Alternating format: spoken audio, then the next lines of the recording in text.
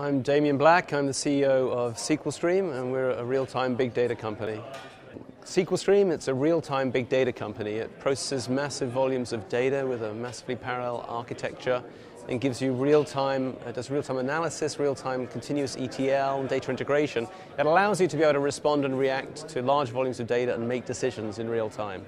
Well, there are a lot of players out there. A lot of the focus has been on stored data, on archiving the information that you want to process in an active archive like Hadoop, or in processing queries over historical data. The other side of the equation is processing the data as the data arrive, and we can give your analysis and querying and integration and so on without storing the data first. So we call it Query the Future. We query the future continuously, rather than query the past on demand periodically in a batch-based way. And the two, go hand in hand. We're not here to compete with databases or Hadoop. We make databases and Hadoop better. We make them more responsive so you can start doing things in real time. And that's particularly important, in machine-to-machine type applications, or any kind of where you have computer-based reaction and you need to do things, react and respond to sophisticated, complex analysis. So querying the future is all about continuously monitoring what's happening. Often you can think of it in terms of health monitoring, and it might be monitoring the health of the service, such as your cloud, looking for applications that are running hot. It might be monitoring disk arrays, it might be monitoring automobile engines, it might be looking at network elements, quality of service, handover from cellular networks, any number of kinds of things that you want to try and find out what's going on all the time and make and take the correct action. We're working with many different kinds of customers right now. Our biggest customer historically has been actually the Australian government, but we've also, of course, famously doing real-time analytics for Mozilla.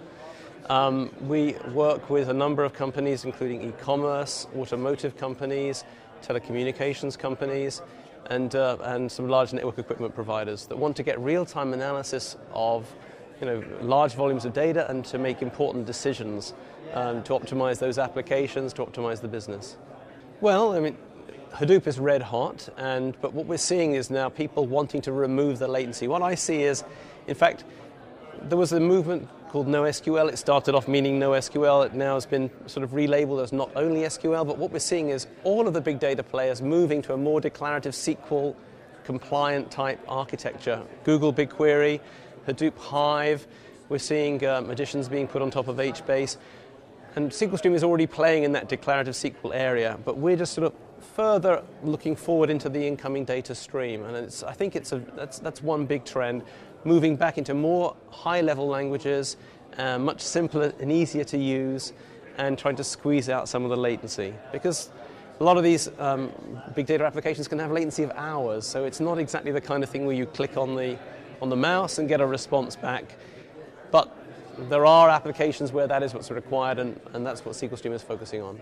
So SQLstream, I think, is still one of the best kept secrets, but the word is getting out now, and so I think it's available for download. We'd love people to have a look at it, get their hands on and see what they think of the product.